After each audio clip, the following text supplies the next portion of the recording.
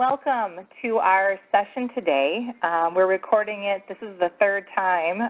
We've done 2 live sessions, and this is our third, on the emotional aspects of vision loss, CHM, and finding resiliency.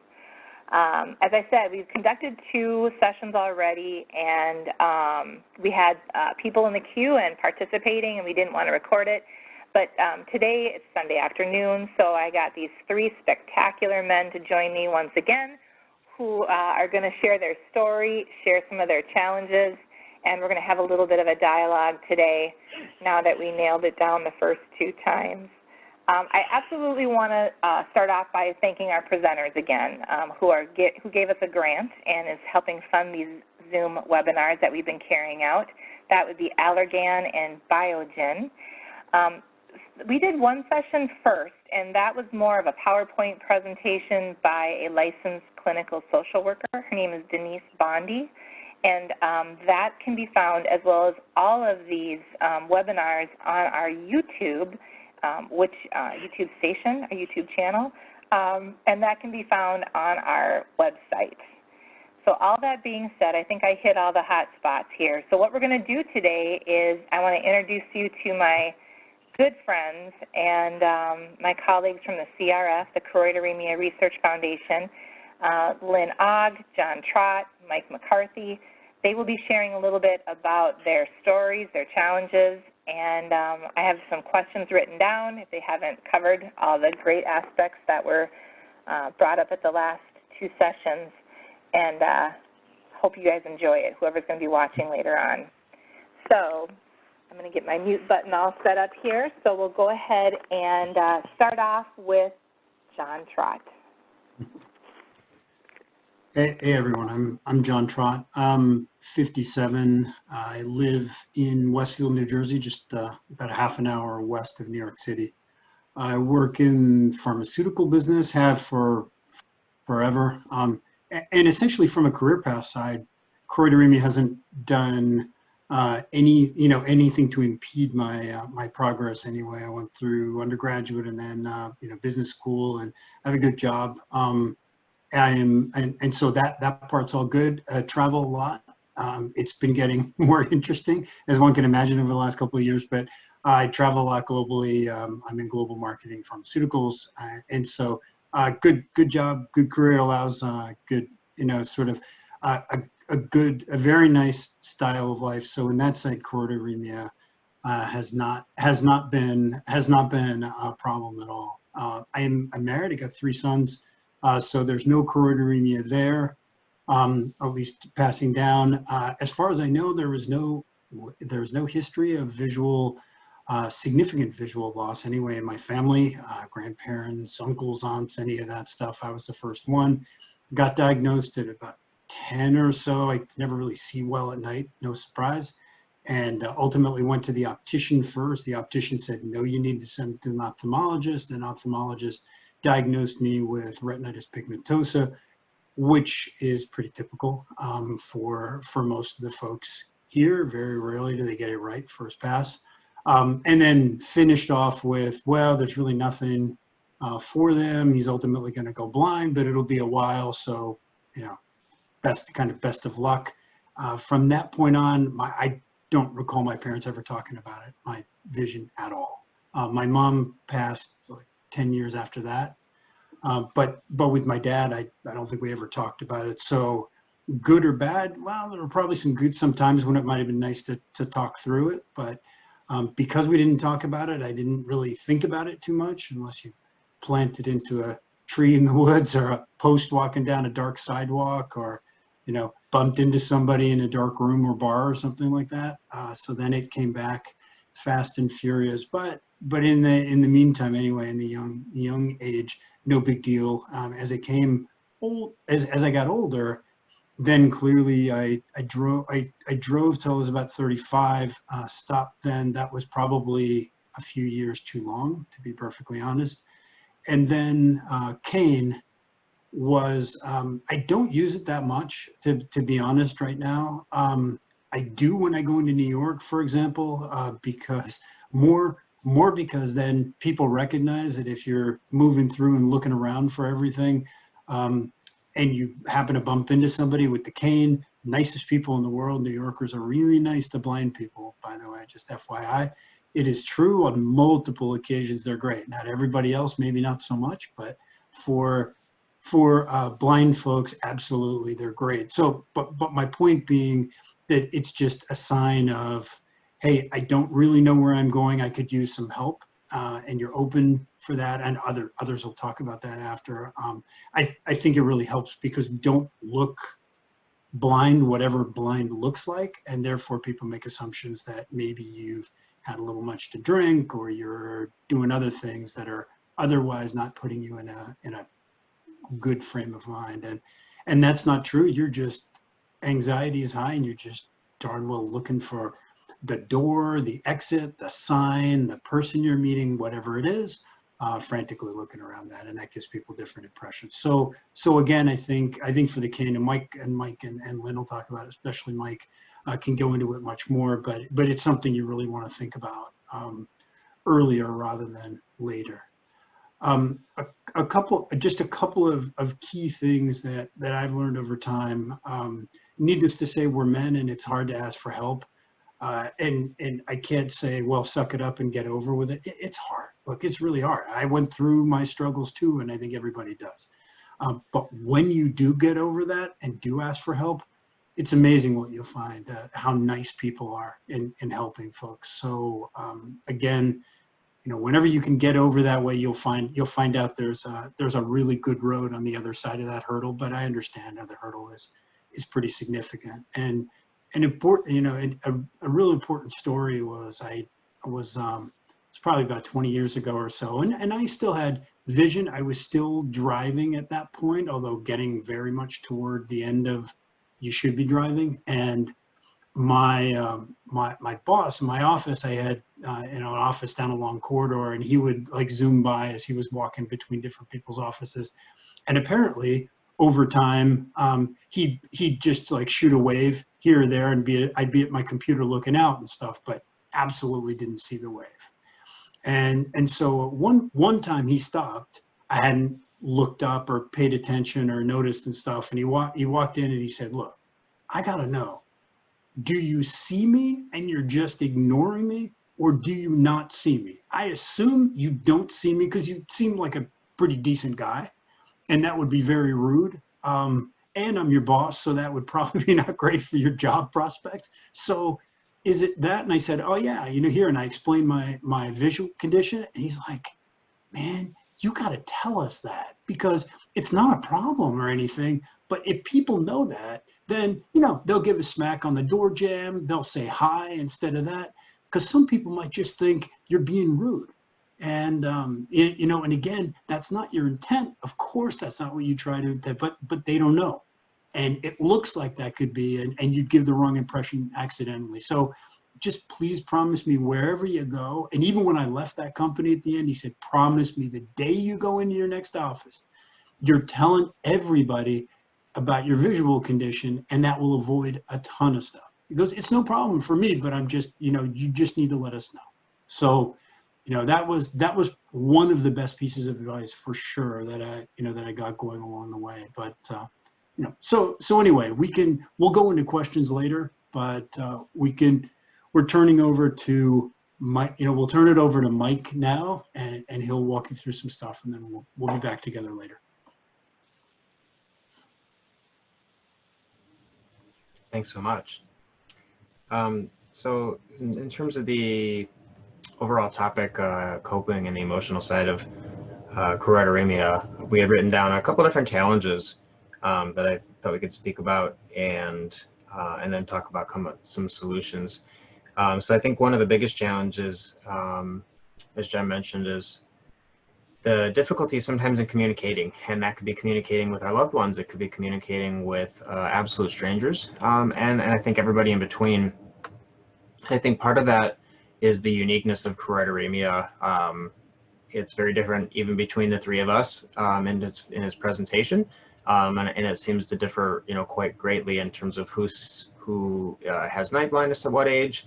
For myself, I had a very young diagnosis at the age of 8 and had pretty severe night blindness as a child. So I drove for about 5 years from 16 to 21, only during the daylight. I didn't have any low vision services. We did, adaptive things as a family growing up. Things like before school year started, we'd go to the classrooms in the high school a couple of days before and just walk around, familiarized to everything, so that I didn't have to make as many, maybe one would call visual decisions in the moment. And I always had that habit for many and most things afterwards. I played sports and everything was pretty normal and up until about 16, and that's when I just decided to switch sports. So as I moved away from hockey and anything that had to do with the ball, soccer and baseball, transitioned to running and wrestling, and used those as my sports that were able to round out athletics through the end of high school. In college, I still didn't use any low vision services until I was in the last year of college, and a research project about the choroideremia research that was going on at that point and what the FDA approval process would look like. We did a research project on that, and that turned into spending some time at a Association for the Blind, a nonprofit, and that turned into a graduate program for myself, becoming a professional in the blind rehabilitation field. And so it's been really interesting to learn about people far beyond those with choroideremia and see people, from their 20s all the way through their 90s, and across all the different eye diseases and all the different spectrums and demographics and everything that comes with that. So I think it's been an opportunity for me to have many role models to look at while outside the uniqueness of tunnel vision, where choroideremia falls, and retinitis pigmentosa, the like. I think some of the solutions, looking back, I wish, things I would want for someone younger than me, or for someone in my position who, I think felt, and probably like the other two gentlemen would say too, that, as a man and as a young person, you maybe don't always say the way you're feeling with choroideremia. You can make excuses for not doing things, when in fact it's conscious or not, it's playing a role in why we might choose not to do certain things. And I think as long as we're aware of that and we have a healthy balance for those type of behaviors, it's okay. In terms of solutions, I think, a lot of planning and preparation for life. I think if we know we have this in our future, the more we can do to compete and outshine our peers, the better. I think that would allow us to really optimize the way we find our successes, and also the ways we try to minimize the deficits that do come with sight loss, the difficulties in traveling, whether that's using public transportation or depending on loved ones. Another solution we talked about was the idea that oftentimes the functioning of the sight loss is some of the stuff that parallels the emotional challenges that come with it. Things like the slowed reading capabilities, that's going to affect somebody's maybe educational opportunities, vocational opportunities, career pathways, and then mobility, the functional aspects, traveling and doing things. A lot of people don't want to take on the canes, and certainly they don't want to participate in what they stereotype as, a blinded person, whatever each of us stereotype that, whether we had a loved one who influenced that, or if we saw it in the movies, or some people have very little to no exposure to somebody with sight loss. I had very little growing up. So I think at the initial stages of using the cane, for me, which was just in the tail end of college, I didn't know if I was cheating in some way, because I still could see a small window, but with a good acuity. But when you start to travel at night and see the blessings of it, and I think it does a lot of the job of, again, backtracking to what John said, the more you can tell people. I think about 22, 23 is when I really started carrying the cane more and more often, certainly when I didn't need to. And it was nice because I stopped having to tell everybody. And that was really easy, both strangers and people that saw me frequent enough, maybe at the hardware store that I attend, the local ice cream store, places that have seen me 10, 20 times over the years and more. There's no discussion that's had, which is really nice. And then the cane also, I think, puts you out there as somebody with sight loss, and then you're having to prove to the world you don't have to be totally blind. You can still be yourself and have the cane. So I think it's a time where you can force yourself to accept that identity, and I think it's if we take it on as a training opportunity and a growth opportunity rather than an obligation. I think it's one of the best things we can do. No different than quitting smoking or dieting. Most people will have to put the functional side of that into practice first, and a lot of times the emotional side of a successful nutrition change comes after the change in the diet. Last but not least, in terms of language, I think that there is a uniqueness, very, very uniqueness to the world of somebody with peripheral vision loss in terms of the communication. The world we live in, we depend so much on sight that we tend to use many visual words and points. It's a more quick way to communicate with people. We say things like right over there, here, these, this, that, there. So in terms of my professional experience, that's a big communication barrier between spouses that feels difficult. People want to be good at it. People become embarrassed when they're not good at it. We call it tongue-tied, and for some, relationships, whether that's something inside of a family or outside of, it's a challenge. And so the big 6 words we talk about, here, there, this, that, these, and those. We challenge our patients if we're gonna ask our loved ones to be more aware of those, to speak back to our loved ones and be a role model and talk to them in the way we would desire to be talked to. It's a big challenge. It takes conscious effort not to be tongue-tied, but it's a really good training opportunity, and certainly easier said than done. But the professional recommendation we give people is not to try to correct those things right about in the moment or with singular comments, but to set aside a small amount of training time and ask somebody, hey, and one of the weeknights this week, are we able to sit down? I want to show you this thing I heard about. It's this word practice. There's only 6 words. It's not much. We can do 6 words, right? And we're each going to role play for 5 minutes. If it's painful, we'll stop. But setting aside some conscious time, I think, is a pressure-free time where people can succeed and not feel corrected. And I think an invitation like that versus an on-the-spot might be a much more welcome opportunity for everybody participating. So I know it's an opportunity that when we use it in the workplace, it really does succeed for a lot of people. So in short, we'll pass it over to Lynn, and thanks so much. Thanks, Mike, and John, and Beth as well. Thanks, y'all. My name again is Lynn Ogg. I am 56 and have CHM. I was diagnosed correctly, actually, when I was in college. I went, kind of a similar story. I went to an optometrist who said, you need to get your eyes checked. There's something wrong with them. Go see a ophthalmologist. So I went to the ophthalmologist. He said, there's something wrong with your eyes. You need to go see a retinologist. So I went to the retinologist, and he said, yeah, you've got choroideremia. Actually, it was interesting. The first time I was noticed, I went to get checked for the flu at Texas Tech, and the guy looked at my eyes, and it was in the same building that I went back to the retinologist. So it was like 6 months later in the same building, I finally got to the guy that could tell me you got choroideremia, but he diagnosed it correctly. And then I went down the river to Nile for several years where it's, no, they're wrong. My dad was a welder. I just burned my retina, and they can't tell. So I went through a lot of denial, but ultimately my wife said, so you're going blind? I said, yeah. She said, well, aren't you going to do anything about it? I said, well, there's no cure. What am I going to do? She said, well, should you get a guide dog, learn to use a cane, do something? And that's kind of what kicked me off the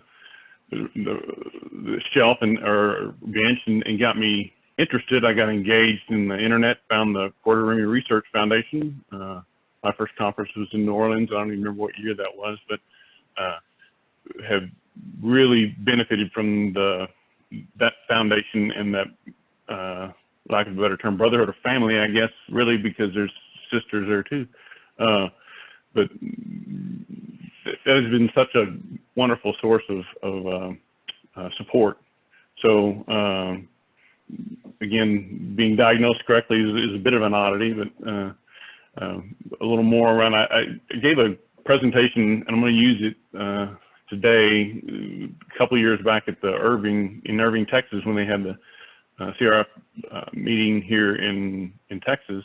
I gave a presentation, and my key points for adapting to CHM were to eat, drink, and be merry. And the first thing to eat is learn to eat some humble pie, because as the other guy said, being humble, and it's a very machismo thing to do for a man to think I don't want to show that I have a problem. I don't want to be broken. You know, I'm proud, and vanity was a very big roadblock for me to deal with the situation, and ultimately begin using the cane. The other guys talked about it too. I took mobility training, but really didn't start using the cane until our office moved from downtown Fort Worth to downtown Dallas. And with that change, I kind of had to recognize that the streets were a little narrow, sidewalks were narrow, more crowded. The lobbies of the buildings seemed darker. But when I first started, I used what's called an ID cane, which was small enough to fold up and fit in your pants pocket, so I could, again, hide this thing. I'm gonna hide that in my pocket, and that way nobody will know that I've got a problem. But one day, as I was walking through the lobby of the building, this lady said, "Lynn, you need help," and I snapped at her, "No." You know, and I had to think, why am I being so ugly to her? She's just trying to help me. So learning to have some compassion for people that have compassion for me and just don't know how to help was a big learning curve. I say that now, like I adjusted. It took me years to again, learn to eat humble pie, to know when I need to ask for help, and accept that. It's a hard thing to do, but it certainly makes things a lot easier. And like John said, when you have that cane, people are so much nicer. It restored my faith in humanity. There are nice people out there that want to help, and they will. I've had people get on an elevator with me and push a button, even though they weren't getting on the elevator. They weren't going that way. They just saw me and said, "Hey, what floor are you going to?" And they got on, pushed the button, and then got off. People are actually nice. Now, there are still the other side of people, but in general, it really is when you run into somebody, they're apologizing to you instead of you apologizing to them. And it's funny, John was talking about looking like the drunk guy. I do put my cane down and walk around the yard. So when I'm taking the trash out, I'll go down the driveway, and I know once I get to a certain point, I kind of veer to the right until I hit the grass. And then I can follow the edge of the grass along to the sidewalk, and then I can go across the sidewalk and park the recycling bin on the curb. And then I head back. Well, of course, as I'm doing that, when you hit the grass, it's uneven, and sometimes you kind of stumble. So I'm sure I have to wonder if my neighbors sometimes that I don't talk to very often ever wonder, man, is that guy just drunk all the time? It's 9 o'clock in the morning. But anyway, again, back to the eat, drink, and be merry. I'll try to stay on topic. Sorry. But being humble and learning to ask for help. There was also a situation I had where we talked about driving. I drove way too long, and to give you a little background on what's scary, and I think about it now, is that I used to drive by the paint on the road at night. So think about that, driving down the road, and I don't really even see who's in the intersection. And I'm turning because the double yellow line broke, and there's an intersection there, I hope. You know, how blessed I was that I made it through all that without crashing and killing myself. But drove way too long, and did finally have to give up. I did have an incident where a lady jaywalker was crossing the street, and I saw her and slammed on my brakes, but still hit her. But it made me think, you know, would I have seen her earlier? I don't really know. There was a lot of extenuating circumstances. She wasn't badly hurt. I almost stopped, but again, it kind of made me know you need to step back and think you can't do all this. You need to be a little humble and sit down and give up driving. It was a really hard decision to make, but it was the right thing to do. And again, I waited way too long to do it. But on the eat, drink, and be merry path, the drink is one thing you're going to need is a shot of courage. And I will say that some people will think, oh yeah, great, here's a guy that's going to keep the shots. I've never really found a lot of courage at the bottom of those shots. I found a lot of stupid decisions and craziness, but not really courage. My source of courage is years ago, I asked God, what am I going to do if I go blind? And I had this amazing sense of peace come over me. And I thought at the time that meant I wasn't going to go blind. Years later, I figured out that through my faith, having faith in God and knowing that he is going to provide for me, helps me get through. And I think he gave me a little extra dose of peace so that I could relax and go through it, because my friends will ask me, I don't think I could do this. And people will rise to whatever occasions they have. There are other people that have much worse conditions than CHMers face. So this is not that grave compared to other situations that I can think of being in. Just having faith that God is going to get me through gives me the courage to continue on and get through it. And then the final piece is to be merry. Most animals that get CHM die in vitro. They're never even born, or if they are born, they die very quickly. So I'm not dead. I've got I think a wonderful life. I've got 5 kids total. My wife and I have a blended family, and I do have one daughter that is a carrier, and she has a son, and he has not been had a blood work test yet. I can't, for some reason the word just escaped me there. But anyway, hasn't had the gene test anyway. And from my perspective, until there's a readily available treatment, there's not a rush to do that. I think they can probably tell by looking at his eyes. My daughter does have signs in her vision that the doctor can see. So there is again, Randy Wheelock years ago gave a presentation and said we went from hopeless to having some hope, and now we're even at the point of having expectations. And I think we're right there. I don't believe that younger children will suffer, because I think a treatment is going to be available soon that's going to stop this from happening to other people, which is a great thing.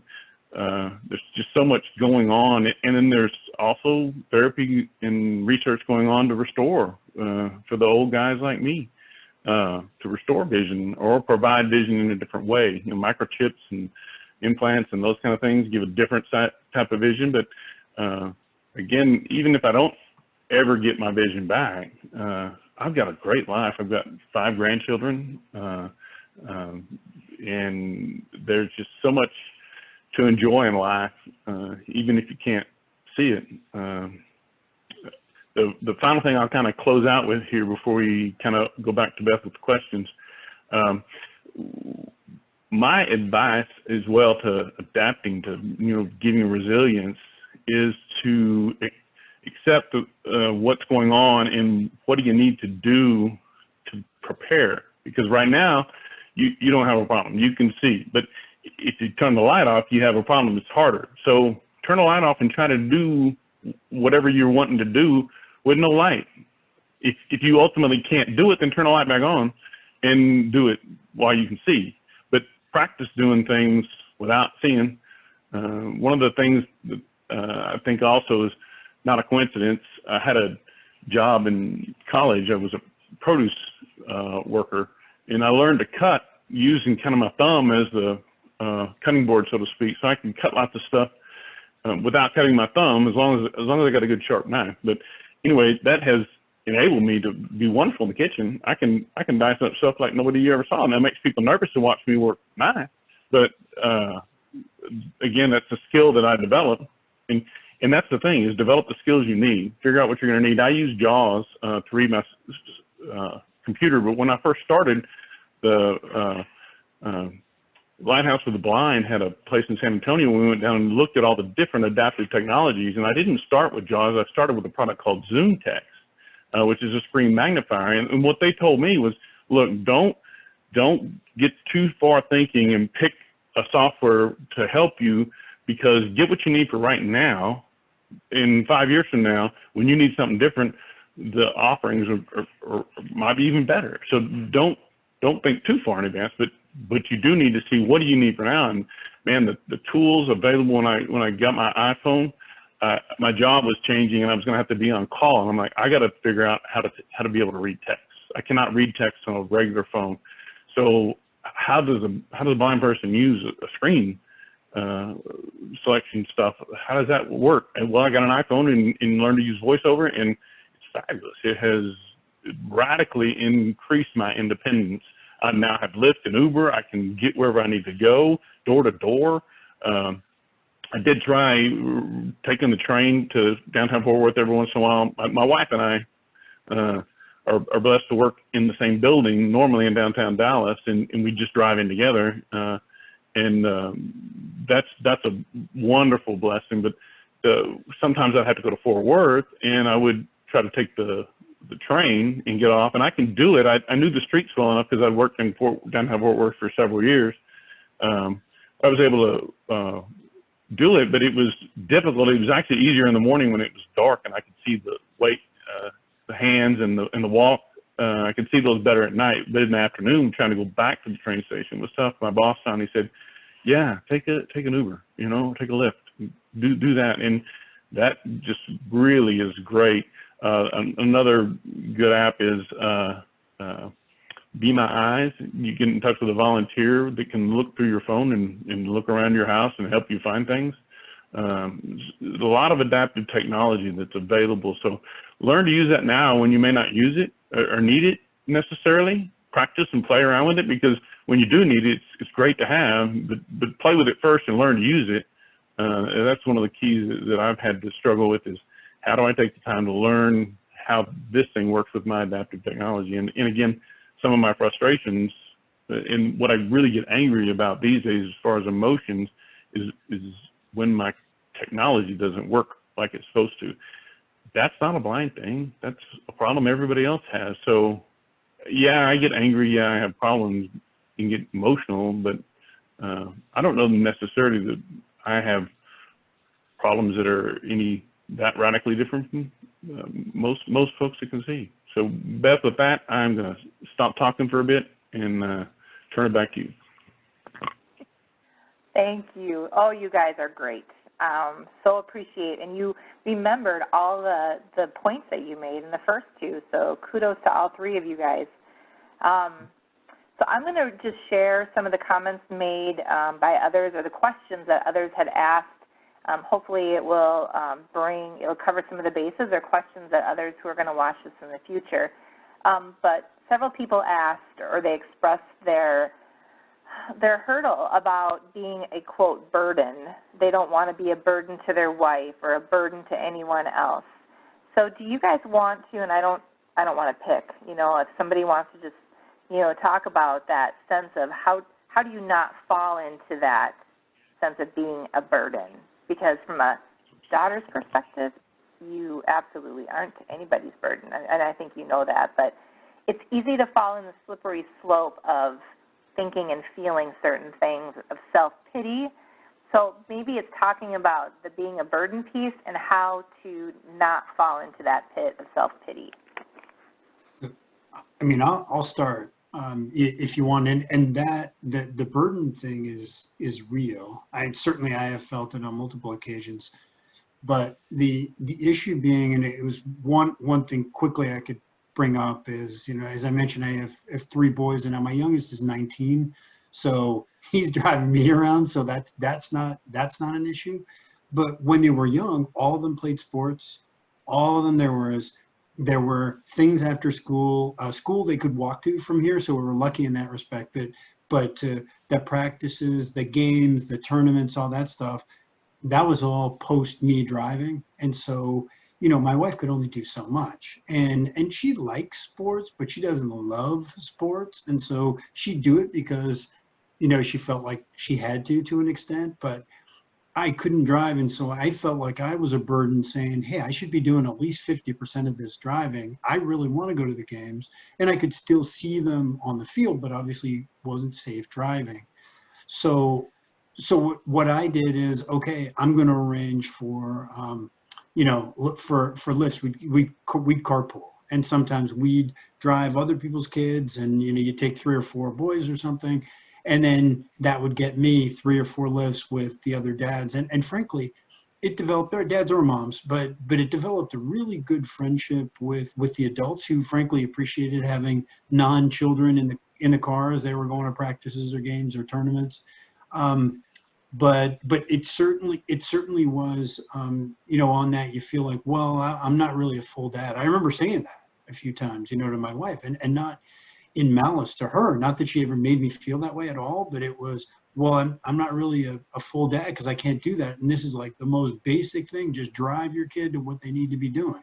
And I can't do that. She said, well, can you do Uber or Lyft or carpool? You can pick up your phone and call a whole bunch of people. So what's the difference? And you said, no, there isn't really a difference, but so that was a good, I mean, it was really an important point on that. The other side too, and I'll turn it over to the other guys on the burden is, to me, it's sort of a balance, like every relationship, certainly with you and your spouse is a balance. And so you have to get over well, I'm a guy, so I should be doing A, B, C, D, E, F, whatever those are. Forget about that and just say, look, we've got 4,000 things to do in the house. How are we going to split them up? And maybe normally it's split this way, but now we're going to split it slightly different. And I'm going to do different things to try to make up for other things that my wife does, and make it all even. So whether it's you do the dishes a lot more, I do all the finances at home, and so it's little things. I'll take all the recycling out. I pack up the garbage. I do the dumb stuff because we can do the dumb stuff. I pack sticks in yard waste bags and load them in the car because, again, I can do that stuff. So you make it all work, but you manage it by just changing the way you split up the thing. There are plenty of things to do, and if you just talk it through, I think you can get to a harmonious balance. But I understand how it doesn't start that way. I'll kind of jump in on the roles thing. That's a interesting thing that Laura and I have done, I think, pretty well with is seeing that. Well, why do you have to do the dish all the time? You're not the maid. I was like, yeah, but I can't drive to the store, and somebody's got to go to the store. I vote you go to the store, and I'll clean up the kitchen. And I'll also comment that I clean the kitchen better than anybody in my house. How they pass off wiping down the counter for wiping down the counter, I don't know, but I run my hand over it and it's crusty and it's sticky and it's like, but the nice thing is our counter is this kind of cool color, so it's hard to see when it's dirty, I guess. I don't know. But anyway, having those roles helps me not feel like I'm a burden. I'm able to do something, the other day we needed to pull out some grass that had grown between the bushes in the house, and I said, I can do that. It needs to be taken down a little below the foundation. There's too much dirt, you're going to get bugs in the house, and clear some of that out. I can do that. It took a while, and we talked earlier in the other sessions about our atomic shins, or the fact that our shins are used to being beat up and they're permanently scarred, I guess. But during that whole activity of doing the thing, I forgot that there's a switch box for the air conditioning units, and as I bent over, I gashed my head. But one of the things I think as a CHMer, we tend to just kind of motor on through. So I didn't really stop. I'm like, okay, it's not dripping. I'm all right. When my wife gets home, I got blood dried up on the side of my face. She's like, oh my God. And I'm like, no, it's not a big deal. I'm okay. It's, I'd have called you if I was going to the hospital. But again, finding those things that you can do is important. And I will say, though, one of the emotional things that is difficult from this disease is it is humiliating when I make a mess to stand by while somebody else cleans it up. So that is a real impact, and that is really something that I struggle with. And I know I can clean things up, but a lot of times it's just faster to let somebody else do it. But that is a very real emotion that comes out of that, and that's, again, speaks into this area of being a burden. But I think, again, I feel that I'm very funny, so I bring levity to the situation. So that's my value add, and that's what I bring. So not everybody appreciates that as much. So maybe I'm a bit more of a burden to some people than I think. With that, I'll see if Mike has any comments.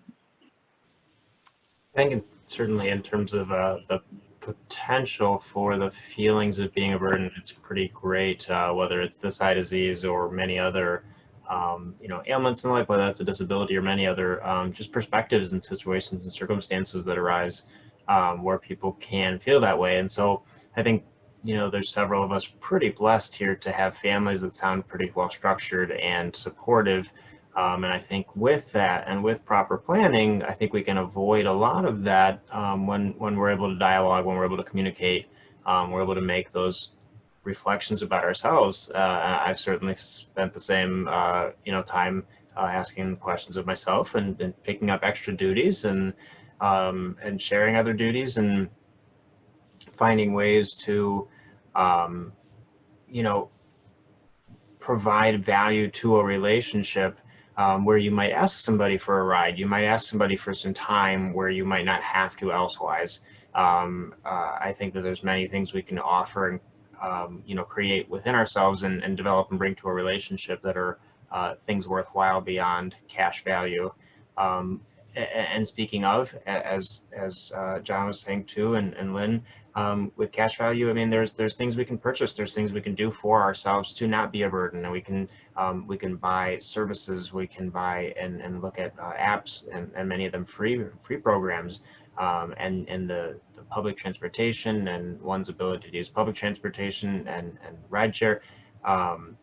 These services allow us to be more independent, and I think that's an instantaneous way to develop less of a burden, but it's an opportunity at the same time. If we're able to be independent, it's a time to be skilled. And so another way we can unburden our loved ones is to take on the responsibilities for the tasks, whether that's to find a substitute, whether that's to find a solution, whether that's to swap a duty.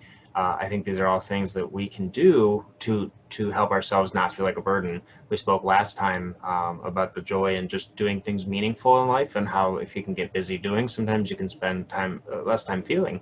And I think burdensome falls in that category. Is if you feel like a burden, well, maybe taking out the trash or mowing the lawn is at least it's certainly not a burdensome thing. So you couldn't be both at the same time. Maybe it's that simple. I think John spoke last time as well, just about doing simple tasks, but they're tasks that we don't mind doing, that maybe a lot of people would say are the boring tasks around the house, and we can try to pleasantly do them with a good attitude because they're part of what we can do. I think those are all useful. I think I vacuumed like 5 hours yesterday. There it is. Yep.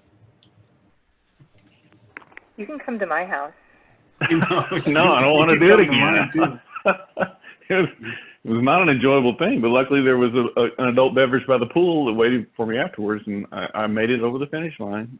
Well, Lynn, I figure with airplane tickets at like $25 each way, shoot, man, I'll fly you in here, no problem. It'll be a lot cheaper having you clean my kitchen and vacuum, and I'll keep you over for a couple of days and send you home happily.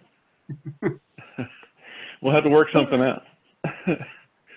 Mike, you asked, or you were mentioning something which I wanted to touch base on, that someone had asked about at one of our previous sessions, and I didn't write it down succinctly, so I'm really hoping that you're going to remember this piece. But it was speaking to feelings and emotions and feeling overwhelmed about the what if, what if this, and that you can get so much into your head and kind of start doing the sit and spins, and it can get you to a different hard place. And you made a comment about being too busy to feel. It's a balance. You said, again, something close to not feeling or feeling limited feelings. You have to limit your own feelings. Have something to do. Find purpose. It gives you less time to hurt. Do you remember that? Can you talk about that a little bit? And guys, if you want to join them or think about that, or anything else, our time is sort of coming to a close, so if there's anything else after Mike speaks to that, is there anything else that you can think of that other people ask? I think that's about it. Yeah, I think that that ties well into that grander, theme that falls far beyond blind rehabilitation, and maybe it's just part of quality of life. Is that while we can easily find ourselves unhappy when we don't have an ability, when we want to do better for ourselves, it's easy to just think, well, we need to find happiness. And I think happiness is a feeling. And so a lot of times I think it's hard to find a feeling and change a feeling, and if all we're doing is feeling and feeling alone.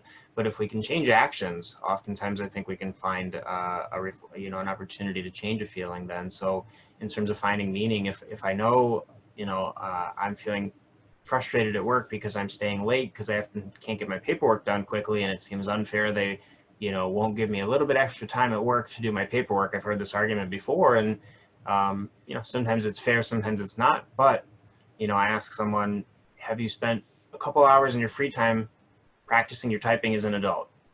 Not here or there, but really committed time. And usually the answer is no. Most of us don't want to give that time, but as an opportunity we could give ourselves. And I think by doing that, not only are we spending more time busy in our minds, it's less time we can feel sad or feel burdened about our challenges, but rather we're investing in ourselves. And then I think come the next time we're late, it's the end of the week, it's the end of the pay period, whatever.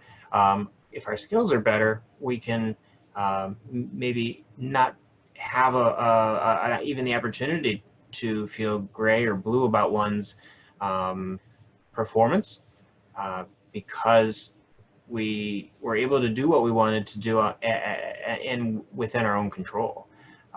So I think the more we want to combat what is probably, at least for half or 3/4 of people that go through some type of loss like this that happens at some point in their life, we have to be aware that most people don't come out the other side, perfectly unharmed. We have to invest in ourselves, and I think that's a combination of well-being, mental health, putting people in our lives that can support us, but also taking the time to invest in ourselves and get better at things.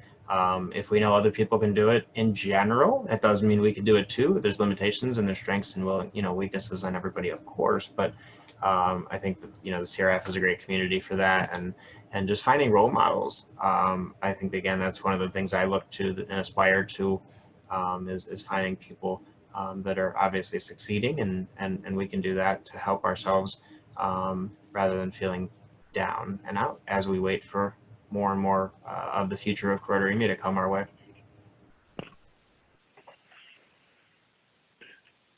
Something I think we came out in earlier sessions that I don't know necessarily came out as much today or this evening was the patience and the fact that things do take longer. So I think that kind of ties into, like having that purpose, having a plan, something you're going to do, but knowing that it's forced me to plan more because I need to have all the materials here.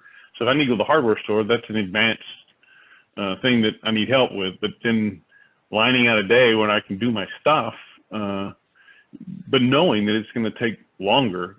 My wife, one time, she used to get very frustrated with, I had all these things I was going to do, and she'd get back and I'd only done 2 of the 10. And it's like, why do you tell me you're going to do all these things if you're not going to get them done? And I was like, I'm sorry, it just takes longer than I thought. And we finally got to the point, she said, what are you going to do while I'm gone? And I just said, I'm going to sit and watch TV and do absolutely nothing. And so we did that for years. And one day my son was over. I was actually walking my son how to do a brake job on his car, talking to him through how to do that. And he's working on his car, redoing his brakes. And my wife walks in and says, honey, what are you going to do while I'm gone? I said, absolutely nothing. Just going to sit and watch TV. She said, okay, love you, bye. And he looked at me like I was a god. Oh my goodness, how do you get away with that? I said, no, you don't understand. You don't understand what's really going on here. I do have things I'm gonna do, but it's all icing on the cake if you present it in the right way. Or again, no, it's gonna take you longer. So don't give up. Do it. Just take the extra time it's gonna take to do it, and make sure you've got your stuff in advance that you can. And the other side too, Lynn, is that your family members, your friends, whatever, they've got to understand that it takes longer. And so of course for them, they could pick up, move around, reshuffle, read that, do that faster than we can do it. And that's kind of not, that isn't the point here. It's that, yeah, we all agree you could, but I can do it and I want to do it. And so, our thing at home too is we take Linda's, and I always, we put it on a list, because I want to take a big old Sharpie and run right through that item. And it is the most satisfying thing. Okay, number 1, done. number 2 done, and whatever sequence doesn't matter, but those things are, we just got to be able to do it, but we have to be patient, but others have to be patient with us and just let us be useful, even though it's more slow than maybe what you normally, certainly than what you could do with. It's that, because at the end, and I didn't bring it up, but I will now. I look at choroideremia sort of as it's my thing, and that's my thing personally. And look, I wouldn't tell you that it's great. I'm happy I have it. Of course, I'm not happy I have it. But there are some days when there are tough days, but most days, honestly, it's your thing. And if you look around and say, okay, well, is it bad? Yeah, it's not great. However, look around at other people, and they've got folks with cancer and diabetes and Lou Gehrig's disease and multiple sclerosis and stuff. You've got people who have chronically very, very sore backs, and they have great trouble moving around and doing a lot of stuff, or a bad ankle that allows that causes them to do that kind of stuff. You've got families that don't really have a lot of money, have always are struggling with money, and so that puts tremendous stress on the family. And so you got folks that have like long histories. Maybe there was violence. There was just a bunch of things in the family that caused a great deal of stress. So I don't have any of that stuff. Yeah, I have bad eyes, but I got a great family, and I have the potential. I can work, and we do well. And so I can't do everything I want to do, but in the greater scheme of things, my thing is no worse than a great majority of people. And so I just, you just get used to it. It is your thing. You adapt the best you can to it, and you do a lot of stuff. And I think you'll find that it's easy to feel sorry. And that's appropriate every once in a while. I mean, you can't be stoic all the time every day, but you get your little time to grieve, and then move on and get on to life, because there's just so much good stuff out there, and there's so many people both inside your house and outside that are willing to help you and do stuff that you can really do some amazing stuff. You can't even contemplate how big it could be at this point. Yeah, so, the rule in anyway. our house, the rule in our house is pity parties are only allowed to last 20 minutes. See, So that's you gotta have your 20 minutes, but then get over it. Mike, is there any is there a professional time limit to it with your clients, or no? No, certainly not.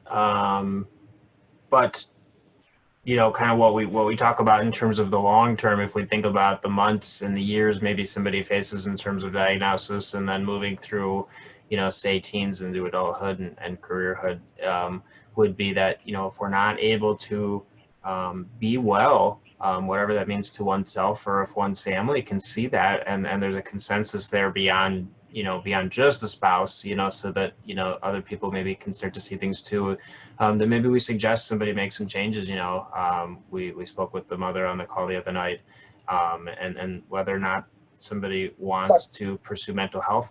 I think, again, what we may miss in the broader context of progressive sight loss is we more quickly treat it from a mental health perspective, and sometimes rightly so. But I think a lot of times, if we can get people their tools in place, the mental health may catch up, and well-being may kick back in, because somebody can start to succeed and realize that JAWS can be used by those with some sight, very low sight, and no sight. But for those people that choose to get there a little sooner, they don't have that hiccup in operating speeds, so to say. And I think that's true of the broader context of life. Those that set themselves up for success, with resources and loved ones and everything that we know is around us, the better off. I think that the shorter that period overall may be for somebody.